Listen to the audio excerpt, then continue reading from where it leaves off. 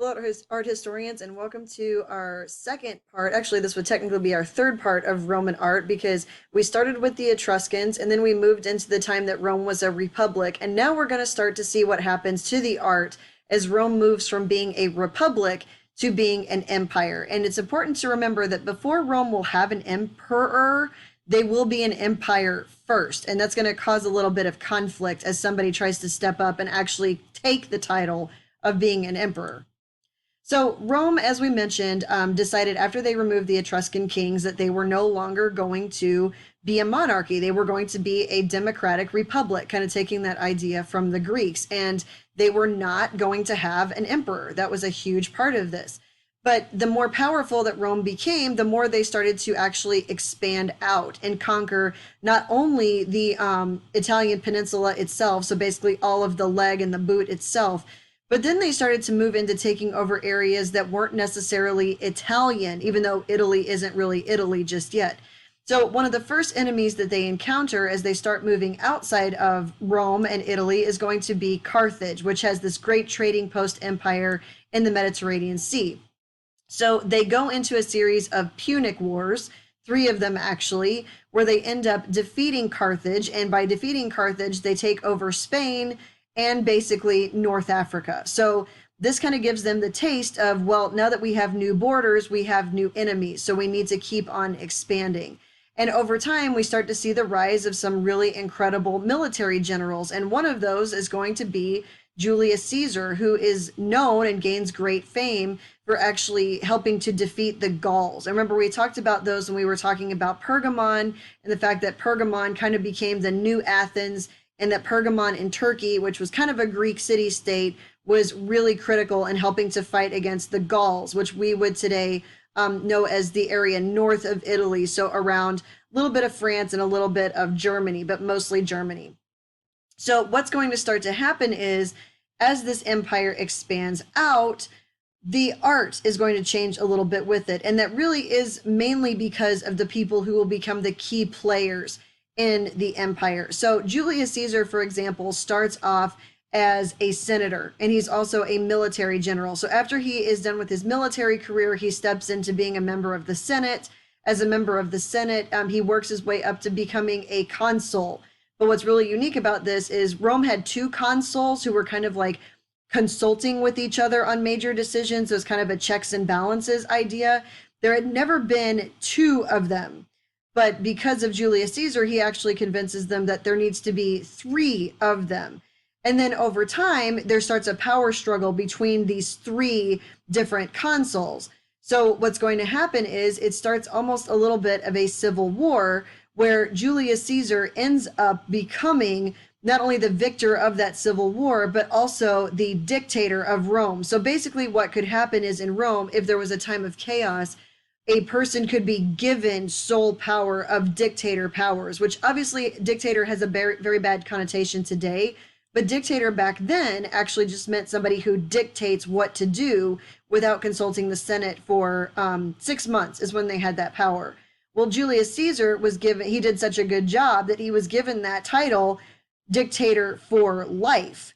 And as a result of that, he basically becomes a monarch. But the problem is, Rome is a republic. The Senate is still in place. They don't want to have an emperor, even though that's technically what Julius Caesar was. And once he starts acting like the title he technically has, that's what's going to cause a problem. So we can really start to see this change happen in the art when we start looking at the forum that I talked about in the last lecture. We talked about the art of the republic. And one of the things that we start to see happen is we see the Curia Julia being built in the Roman Forum, which was basically a section built to honor Julius Caesar and the Julii family, which the Forum had always been the Forum Romanum, where government buildings and religious buildings and markets and all of these things were there together for the people. But now we're starting to see that this is a forum named for a particular ruler, which is kind of something different that they hadn't really seen at this point. So Julius Caesar eventually is going to start to do things that make the Senate uncomfortable, because essentially they realize they've given him this power of dictator for life, and now he's actually acting like the emperor he truly is. he did make some great reforms to Rome that they desperately needed at the time. One of the things was he was giving pensions to military soldiers, which is a very big part of, why Rome was as successful as it was, that their soldiers were paid, and this was kind of a career you could embark on. But he started doing things like acting like an emperor, like wearing purple, for example, kind of like Persian rulers would, and putting his face on the coins. Before Caesar, you could only have your face on a coin if you were deceased. But now all of a sudden you have somebody living who basically is saying, I control the money, kind of like Persian kings did. He's building things to his glory, like the Curia Julia.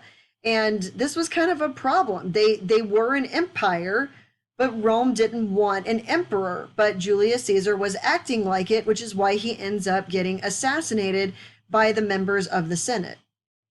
Now, after Julius Caesar dies, we have a problem because now, even though they technically didn't want an emperor, this death of Julius Caesar leaves a power vacuum. And we start to see struggles break out again over what should happen. Should they have two consuls again, like they did before Julius Caesar? Should they have just another dictator to follow in Julius Caesar's footsteps? They weren't really sure. So what we see is a power struggle kind of break out between Mark Antony, who was Julius Caesar's best friend and best military general, or his adopted nephew, great nephew, actually, Caesar, or Octavian. All right, so this is actually Octavian right here. So Octavian was Julius Caesar's great nephew, who Julius Caesar adopted because he didn't have any sons of his own. He only had daughters. Well, technically, he did have a son of his own, but that son was by Cleopatra in Egypt and couldn't technically take the throne because of, the whole illegitimacy issue. So over time, what's going to happen is another civil war is going to break out between Mark Antony and Octavian. And Mark Antony is going to run away to Egypt to get help against Octavian.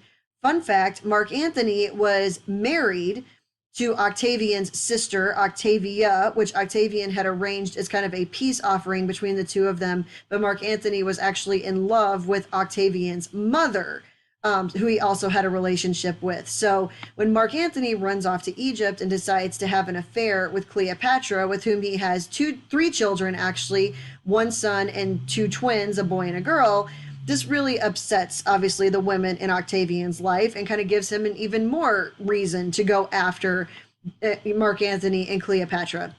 So what's going to happen is Octavian mops the floor at the Battle of Actium against Mark Antony and Cleopatra's navy, and Mark Antony, knowing that he's defeated and he's going to be taken back to Rome in disgrace, decides to commit suicide, take his own life so that he can die a soldier's death, thinking that Cleopatra had already done the same. Cleopatra doesn't. She actually tries to seduce Octavian, doesn't work, so she ends up taking her own life as well with a snake bite, and Octavian has Cleopatra's son Caesarion by Julius Caesar killed, so that way his power is basically uncontested. Fun fact, he also gave Mark Antony and Cleopatra's children to his sister Octavia to raise, which is kind of a really shady thing to do, but that's Rome. So after he comes back to Rome, a hero after conquering Egypt and conquering Cleopatra and Mark Antony, the Senate decides that they're going to offer him the seat of dictator for life, and Octavian refuses it. He says he doesn't want that. He doesn't want the title of dictator. He still wants there to be a Senate, but he will take dictator powers if that's what they want to give him, but he still wants the Senate in power, even though technically he's just going to rule and do what he wants. So he takes the name instead Caesar Augustus, and Caesar because he's the heir of Julius Caesar, and Augustus, which means divine one. So why do that? Well, that establishes him as almost godlike, which is something that the Republic didn't have. They were put in power because they were voted into it.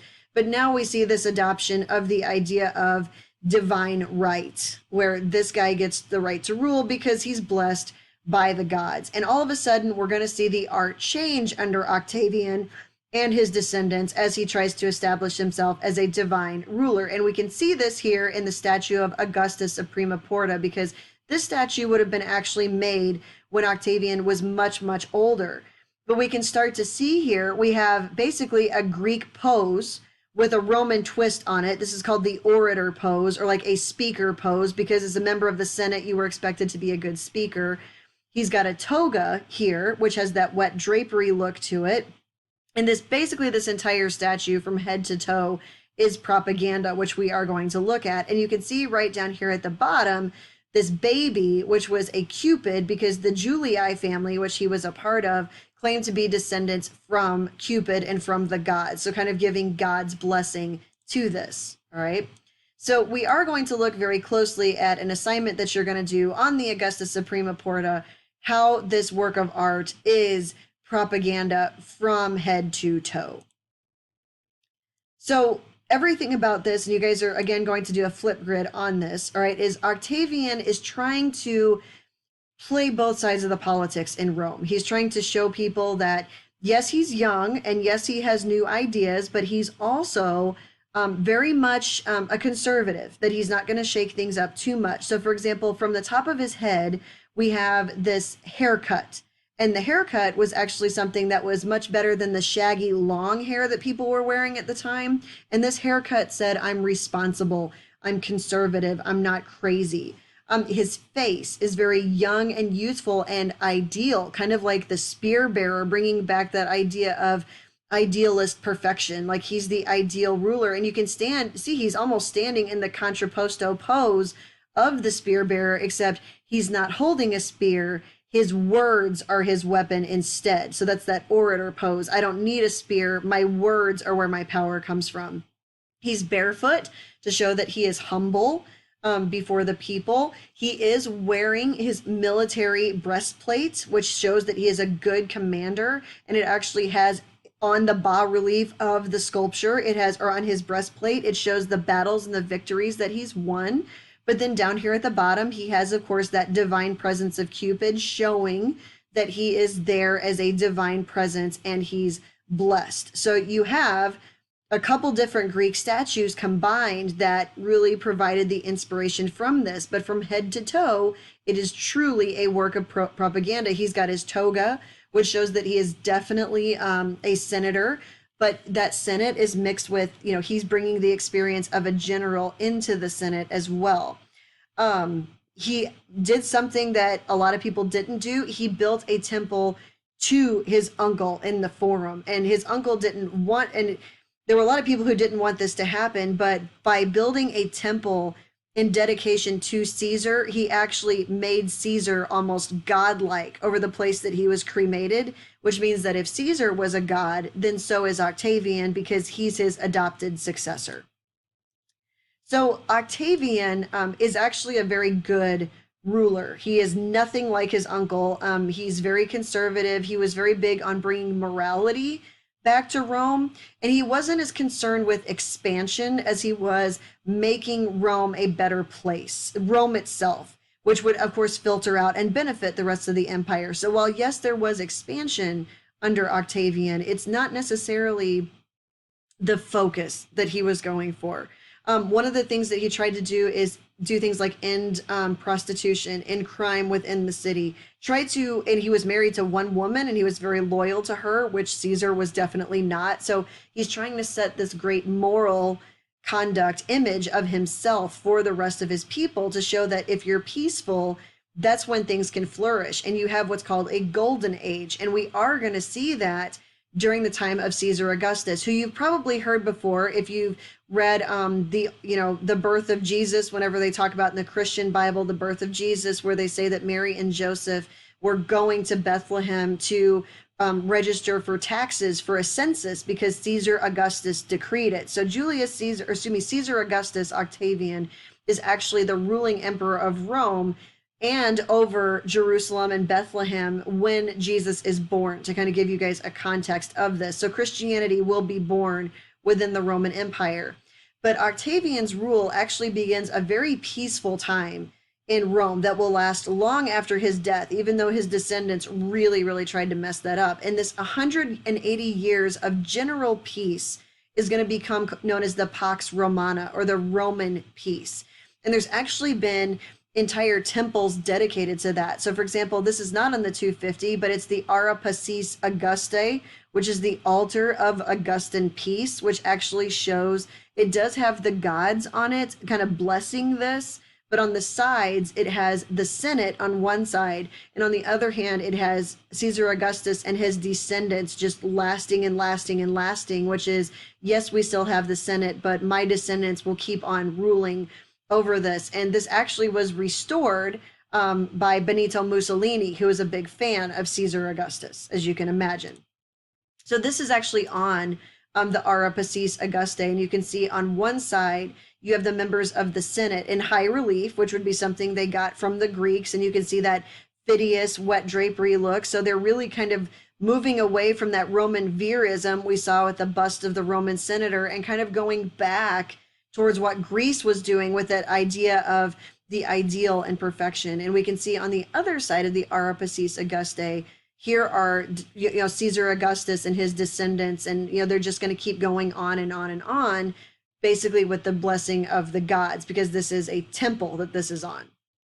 So Caesar Augustus's big quote was, "I found Rome a city of brick and I left it a city of marble." And that really is accurate, because under Caesar Augustus, we're really going to see architecture in Rome thrive as he tried to visually make it clear how good things were going in Rome. And he really worked to invest in a lot of building projects that weren't just to show the greatness of Rome, but also to visually reinforce his greatness. And without spending as much money on expansion, they were able to put money into this, into building these massive structures that visually showed what Rome was all about. Now, there are going to be techniques that the Romans are going to adopt. They were practical. If something was working, they're going to keep it. So they will adopt the Greek temple front. You can see that this little temple right here looks very Greek, except it is Etruscan, that it only has that entrance from the front. It's got Ionic columns on it, which are also Greek.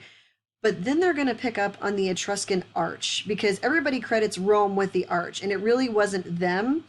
The Etruscans had developed the arch, but it's going to be the Romans, because they developed the use of concrete, which nobody else was using, which can be molded. So you can actually take a circular shape or a arch shape and shape it into, like if you take an arch and you spin it around, you have a dome. If you take an arch and you stretch it out this way, you create a barrel vault. So it looks like a barrel cut in half. And all of a sudden now we have this ability to do things with architecture and buildings that we'd never really done before. Okay, so in terms of materials with Rome, concrete is one of the most important things that we can talk about, because this allowed for the first time ever for shapes to be molded and allowing us to move beyond the post and lintel architecture we've seen since Stonehenge, because basically Greek temples are post and lintel. You've got the columns that are the posts, and the entablature is the temple and is the top of it, and they just sit and be supported. That is going to go away. Like, we can do better than that now. And the Romans know that, because they have the ability, with all of this volcanic ash in the area, to make so much concrete. And because they had salt water that they mixed it with, it was a very superior type of concrete that we haven't even been able to truly replicate. And we can see that because so many of these Roman buildings are still standing to this day. So what concrete is going to allow the Romans to do is create much more open structures that aren't blocked by having to use multiple columns, like for hypostyle halls or peristyle halls. You can have these huge, open, magnificent spaces that nobody has seen before, or these round spaces where people can gather together and see more and do more. So all of a sudden now, the inside of buildings and how those are decorated is going to become as important as the outside of it. And because you can actually put marble on the outside of concrete or the outside of buildings, you were able to make these buildings look even more impressive, because here were these incredible shapes that had molding and brick and basically marble on the outside.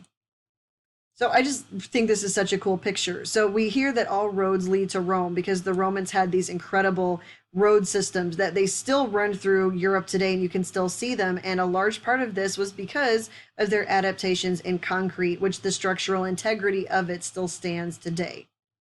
So with concrete, we see the development of much more substantial arches. So just a couple of key terms, if you guys want to take in your notes and draw a little arch so that you would know the terms that they're talking about.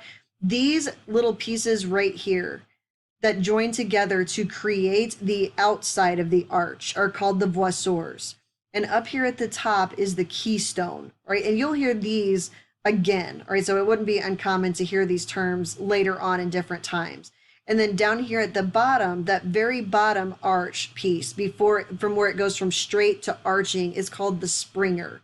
And then this space in between the arch and either the wall or the next arch is called the spandrel because it spans that. And you can see that concrete allows these kind of shapes to be built much easier than what the Etruscans were doing before with just creating like the stacked arch that joins up at the top. Kind of like if you've gone to the Science Center and built the arch out of like the blocks. This is just a little bit more substantial and easy to do. So one thing that the Romans really like to do with their concrete is create victory arches. And you can see these all over Europe and especially in Rome, because to the Romans, the arch had a very significant meaning because it was a gateway. And you'll see where I'm going with this. So to the Romans, when you passed under an arch, you were passing from one realm to the next. So for example, if a soldier's body were to pass under an arch, they were going from this world to the other world. It also was used for soldiers because soldiers are programmed to fight. That's what they're trained to do. And an archway, if you took soldiers from one side of the arch to the other, it kind of was a signal to them that you're going from the battle world to the human civilian world. So is that kind of almost a symbolic, like, okay, turn it off. You're going from being a soldier back to a citizen as part of Rome, because it was very important to realize that you were a citizen of Rome. That's what you were fighting for. In fact, a lot of the soldiers had SPQR tattooed onto them, which was Senatus Populus Romana, which is Senate and people of Rome, to remind you that that's what you were fighting for. So these arches right here were usually made of concrete and then covered on the outside with marble. And you can see here that they have taken columns that are Greek columns and put them on the outside of this arch. But here's the difference. These columns are decorative. They are not supportive in any way, shape, or form. They don't hold the building up themselves. It's almost like they've looked to the Greeks and gone, you needed this for support, but we are so awesome. We use these for decoration. And you can see here on the right, this arch, you can see that it's basically a thin arch that's been stretched and molded into a much thicker arch. And that's called a barrel vault. And a barrel vault looks like you took the top half of a barrel and used that as the vault to hold up the ceiling. So why would Napoleon Bonaparte put a huge victory arch like this in the middle of Paris? That was to be the symbol of his victory. Even though it was never finished in his lifetime, his body did pass under it as he went from exile, basically his body in exile, to going to his final resting place. And obviously here in St. Louis, we have the arch, which is a gateway arch, because once you go from one side to the other, you were technically crossing the Mississippi, going from the east to the west. So we have actually used cultural diffusion and taken that from the Romans, even though technically that arch is much more Etruscan than Roman, just saying. So to show you guys the difference between what the Greeks would have, which was this corbeled arch, where you would just kind of take and stack the bricks in, this is a true arch that the Etruscans developed. And then the Romans, using concrete, were able to literally expand on that arch and create the true arch that we know today. So with the arch, all right, they were able to create things like this top structure that is a barrel vault, which was very, very popular for the Romans. You could make an entire building like this and have the barrel vaulted ceilings without having to use columns to take up space to support it. So it allowed for a much bigger opening interior space for people to meet. And then over here, you have what's called a groin vault, where you basically take two barrel vaults and connect them at the center, which is a really good way to conjoin a like corner section of a building and hold it up with very good structural integrity, because the arch kind of supports itself. So you probably heard of the Roman aqueducts before, and the Roman aqueducts were possible and basically very effective because of the development of the arch and the barrel vault and the concrete to create it, to use gravity to basically bring water, clean water, into the cities, which is why Rome had such a high sanitation rate, because they knew the importance of clean water. And you can see down here at the bottom, we basically just have 3 levels of barrel vaults supporting each other. And because they are barrel vaults, instead of just straight rows of columns, they take up less space. And this was also a way for the Romans to basically show that they've conquered nature, using nature, which is mud and water, to create concrete and to also trap the water that they need for their cities. So one of the new structural things, architecture-wise, a new type of building we're going to see develop in Rome is the basilica. And if you've heard of the basilica before, you've probably heard of it in terms of like the cathedral basilica. A basilica, when it was developed in Rome, was a large multi-purpose building. And it would have a huge open ceiling with maybe a barrel vault or maybe coffered ceilings at the top. And then you can see here, cut into the sides, would be barrel vaults where you could actually have side meetings. You could have, those rooms reserved for other things that you needed to do. And at the end of each, so at each end would be what's called an apse. And the apse was a rounded end of it, which would kind of draw people's attention to there. If you needed to like have somebody sit there and hold a meeting, you can see somebody kind of sitting right there, kind of presiding over what was going on in the room. So you have this center part is called the nave. All right. And then off to the side, you have these barrel vaulted, side apses where people could meet if they needed to. But because of using barrel vaulted ceilings and these barrel vaultings on the sides, you have much more open space for this multi-purpose room. And because Christianity develops in Rome, and this was the big type of building in Rome, once Christianity becomes legalized and very popular, they needed a big building to hold worship services and to celebrate their new status of being legal. So they will adopt the basilica as the early form of the Catholic Church. So you can see right here, this is what remains of one basilica, and you can see just how big those apses or those little side barrel vaulted chapels would have been. Not a chapel, obviously, but you can see that these were, multi-purpose rooms where things could take place in that big interior space right there in the center. So this is kind of what you would have been looking at. All right. So you would look at the center part being the nave. You use columns over here for what's called the ambulatory aisles, which ambulatory means to walk through. You have the clerestory at the top, which you would also have seen in Egypt. And remember, the Romans did have a lot of contact with Egypt. It was one of their provinces. So they would have seen this type of architecture at like the Temple of Amun-Ra. And then down at the end, you would have the apse for example, if you needed to preside over a meeting. And this will become the standard design of Christian churches, especially with St. Peter's Basilica, which was an early Christian basilica.